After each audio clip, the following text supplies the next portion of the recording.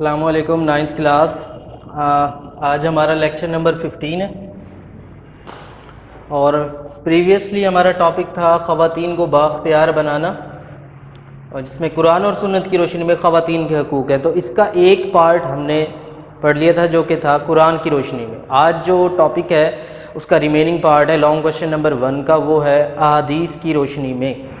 ٹھیک ہے، تو آپ لوگوں نے جہاں سے ٹاپک اینڈ ہوا تھا قرآن کی روشنی میں، اب اس کے بعد مین سینٹر میں ہیڈنگ آئے گی احادیث کی روشنی میں خواتین کے حقوق کے متعلق کیا وضاحت بیان کی گئی ہے۔ ہیڈنگ ہوگی احادیث کی روشنی میں وضاحت۔ اسٹیٹمنٹ سٹارٹ میں ہے کہ قرآن پاک کے علاوہ، یعنی کہ قرآن مجید میں تو ذکر ہوا ہے جو کہ ہم نے پیچھے پڑھا کہ قرآن کی روشنی میں اللہ تعالیٰ نے جو خواتین کے حقوق ہے اس کے بارے میں کیا فرمایا۔ اب اس کے بعد وہ کہتا ہے کہ قرآن پاک کے علاوہ کئی احادیث میں عورتوں کے حقوق اور فرائض اور ان کی معاشرے میں اہمیت کا ذکر بیان کیا گیا۔ ٹھیک ہے، اچھا، پھر اس کے بعد جو احادیث آ رہی ہیں ان احادیث کی اسٹیٹمنٹ کو یاد رکھنے کے لیے کہ وہ حدیث نمبر کیا ہے اور وہ کون سی حدیث کی کتاب میں ہے، اسی کو ہم نے ہیڈنگ بنا دینا ہے، تاکہ ایک تو وہ ہیڈنگ بن جائے گی اور دوسرا یہ کہ آپ جب ہیڈنگ کو بنائیں گے تو اس کے ساتھ ہیڈنگ کے ساتھ آپ کو اس کا نمبر شمار بھی یاد ہو جائے گا۔ جیسے کہ پہلی ہیڈنگ بنے گی سنن ترمذی حدیث نمبر 1913، یہ ہیڈنگ بن جائے گی۔ اس میں رسول پاک صلی اللہ علیہ وسلم نے فرمایا کہ جس نے انورٹڈ کوماز میں آ رہا ہے کہ جس نے 2 لڑکیوں کی پرورش کی، کفالت کی، تو میں اور وہ جو اس نے کفالت کرنے والا ہے، میں اور وہ جنت میں اس طرح داخل ہوں گے جس طرح میری یہ 2 انگلیاں آپس میں قریب ہے۔ تو اس سے ظاہر ہوتا ہے کہ رسول پاک نے کتنی اہمیت بیان کی ہے خواتین کے متعلق کہ جو 2 بچیوں کی یا 2 خواتین کی پرورش کرے گا، 2 لڑکیوں کی کفالت کرے گا تو وہ جنت میں رسول پاک کے قریب ہوں گے۔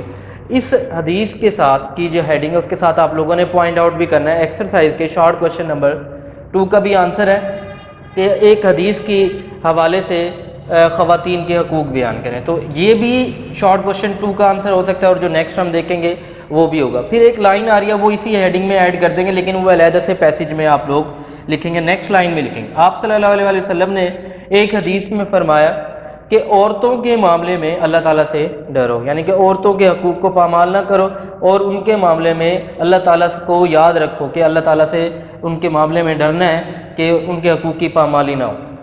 پھر اس کے بعد نیکسٹ جو آ رہی ہے وہ ہوگی سنن ترمذی حدیث نمبر 1911۔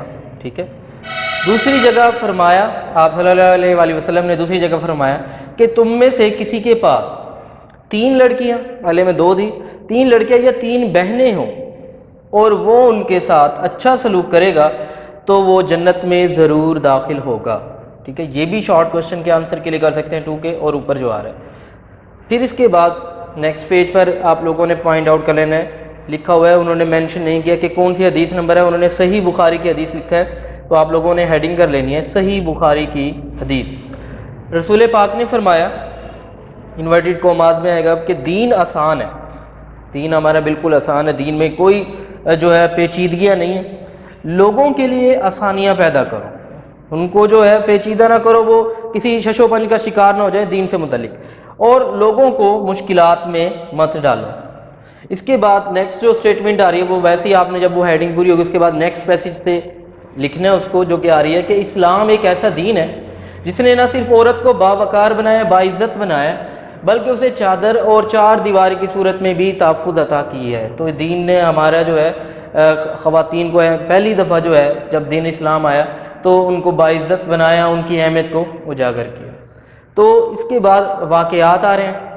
سب سے پہلے انہوں نے لکھا ہے حضرت حاجرہ علیہ السلام کا واقعہ، ہیڈنگ ہو جائے گی جہاں پر لکھا ہوا ہے ایک نمایاں مثال ہے، حضرت حاجرہ علیہ السلام جو کہ حضرت اسماعیل کی والدہ اور حضرت ابراہیم کی جو تھی زوجہ تھی، کہ ایک نمایاں مثال ہے جو اللہ تعالیٰ کے سامنے عورتوں کے رتبے کو بیان کرتی ہے، اور وہ کیسے کہ اللہ سے انہوں نے مدد کی خاطر جو ہے کوہ صفا، جو پہاڑ ہے کوہ صفا اور مروہ کے جو پہاڑ ہیں ان کے درمیان دوڑیں تاکہ حضرت اسماعیل علیہ السلام کو خوراک اور پانی مہیا کر سکے۔ اس وقت جو ہے بالکل صحرائی علاقہ تھا وہ. تو یہ عمل اللہ تعالیٰ کو ان کا اتنا پسند آیا کہ وہ اپنے بچے کی پریشانی کے لیے ادھر سے کوہ صفا سے مروہ، مروہ سے کوہ صفا کہ کہیں سے انہیں خوراک اور پانی مہیا ہو جائے. تو اللہ تعالیٰ کو یہ عمل ان کا اتنا پسند آیا کہ اسے حج کا ایک عظیم رکن بنا دیا. کس چیز کو؟ کہ ان کے دوڑنے کو کوہ صفا سے مروہ. تو تمام مردوں اور عورتوں پر یہ اب لازم قرار دے دیا گیا ہے، یعنی کہ حج کرنے جاتے ہیں تو مردوں اور عورتوں پر لازم قرار دیا کہ وہ حج کی تکمیل کے لیے ان کی پیروی کریں گے. جیسے انہوں نے پریشانی کے عالم میں تھے اور انہوں نے جو ہے دوڑ لگائی، بھاگی، تو اسی طرح کا یہ عمل جو ہے حج کا ایک رکن اعظم ہے. اس واقعے سے یہ بیان ہوتا ہے، ڈیفائن ہوتا ہے کہ اسلام میں عورتوں کی اہمیت اور حیثیت جو ہے وہ اللہ تعالیٰ کے ہاں کتنی بڑی.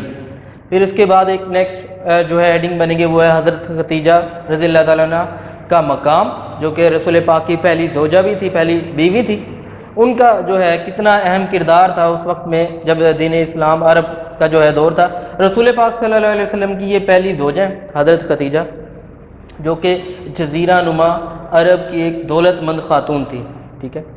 ان کا مکہ معظمہ میں ایک تجارتی مرکز تھا جسے وہ خود سنبھالا کرتی تھی. مطلب وہ اپنا انتظام جو تھا، کیونکہ وہ بیوہ تھی تو ان کا جو انتظام تھا وہ خود سنبھالتی تھی وہ تجارتی لحاظ سے.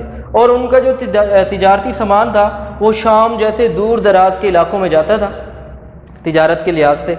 قبیلہ قریش کے تجارتی قافلے جب جاتے تھے، جب سارے جو قبیلہ پورا ایک قبیلہ تھا قریش کا، تو اس میں جب وہ جاتے تھے تجارت کے لیے تو جتنے بھی قبیلے کے جو قافلے ہوتے تھے وہ جاتے تھے ان تمام کو ایک طرف رکھیں، اور حضرت خدیجہ کا جو ہے قافلے کا جو وہ جاتا تھا تجارت کے لیے اس کو ایک طرف رکھے تو ان تمام قبیلوں کے برابر ہوتا تھا حضرت خدیجہ کا. تو اس سے آپ اندازہ لگا سکتے ہیں کہ ان کا جو ہے قافلہ جو تھا تجارتی وہ کتنا بڑا ہوتا تھا. وہ تمام قریش کا ایک طرف اور ان کا ایک طرف، وہ ان سے زیادہ ہوتا تھا.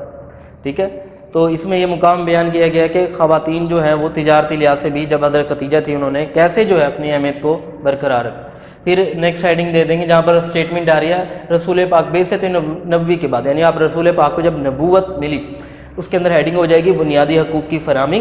بعثت نبوی کے بعد ہمارے رسول پاک صلی اللہ علیہ وسلم نے معاشرتی ریفارمز کے لیے، معاشرتی اصلاحات کے لیے عرب کے مظلوم، محکوم، ٹھیک ہے، طبقات کو اور خصوصاً خواتین اور یتیموں کے حقوق پر آپ نے زور دیا کہ خواتین کے حقوق جو ان کے ہیں وہ انہیں دیے جائیں. اسی طرح یتیموں کے حقوق پر بھی انہوں نے زور دیا. پھر اس کے بعد جہاں پر اسٹیٹمنٹ آ رہی ہے حضرت فاطمہ لاسٹ پیسیج ہے وہاں پر ہیڈنگ ہو جائے گی حاصل نتیجہ کی، کہ ان تمام باتوں کو دیکھتے جو کہ قرآن کی روشنی میں آ رہی ہیں اور حدیث کی روشنی میں آ رہی ہیں تو اس سے کیا نتیجہ اخذ کیا جاتا ہے، کیا حاصل نتیجہ نکلتا ہے.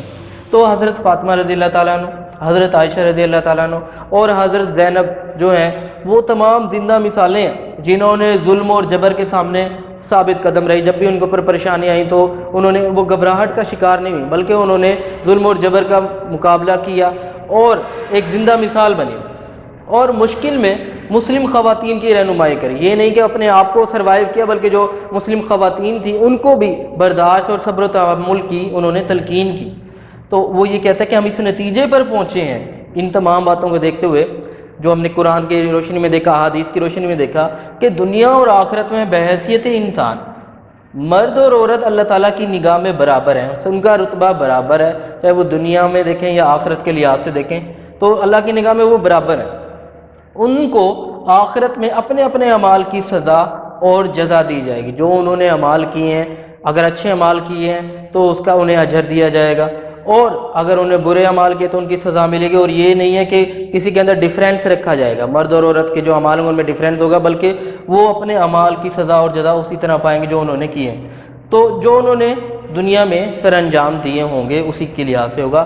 تو یہ کوشچن جو تھا، کوشچن لانگ کوشچن نمبر 1 ہے چیپٹر نمبر 4 کا، وہ یہاں پر کمپلیٹ ہو جائے گا. اس کوشچن کو آپ لوگوں نے پوائنٹ آؤٹ بھی کرنا ہے، ہیڈنگ بنانی جو شارٹ کوشچن وغیرہ وہ بھی دیکھنے ہیں، اور اس کوشچن کو آپ لوگ جو ہیں ریوائز بھی کریں اور یاد بھی کریں. انشاءاللہ نیکسٹ میں جو ہے سیکنڈ کوشچن دیکھیں گے.